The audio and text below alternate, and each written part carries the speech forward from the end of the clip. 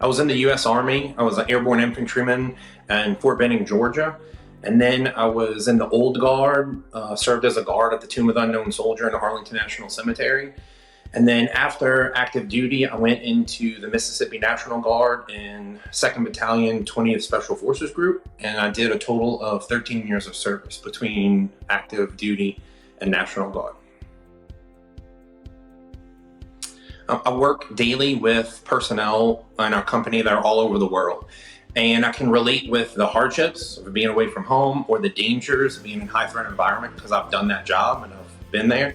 I also travel to the sites each year. So it's very personal. The people that are there aren't just employees, have to interact with them regularly. So, it's actually, people I know are in these places.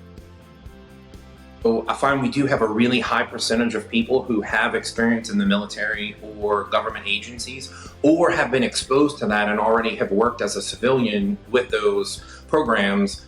And a lot of these programs require it as a condition of employment. The government will literally require us to have that experience.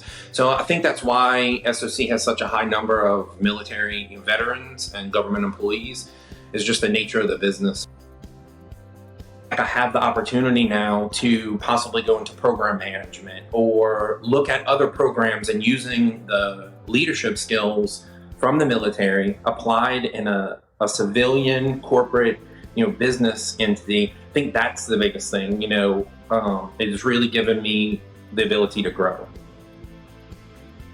I think the thing that's helped the most is being around people who have military experience or previous government experience. They've worked in the civilian sector.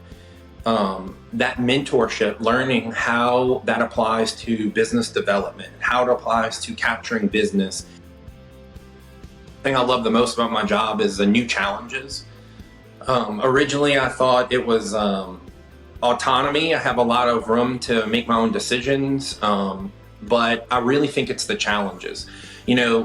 The management has given most of us the opportunity to just do our jobs, and we have to take the problems, find a solution, use the leadership experience we had from our military or our government agency, and take that and apply it to civilian programs. And I think every day there's a new challenge, something that I hadn't been exposed to before. And I have complete control whether it's a success or a failure. We hire a lot of veterans. We hire a lot of previous government employees who have a lot of expertise.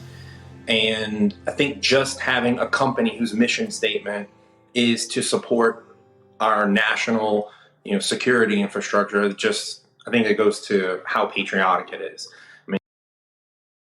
I would absolutely suggest veterans come, and I do it regularly because it's as close as you can get to that camaraderie and team mentality, the leadership and structure, but still being a civilian and having the opportunity to learn things you wouldn't learn from the military.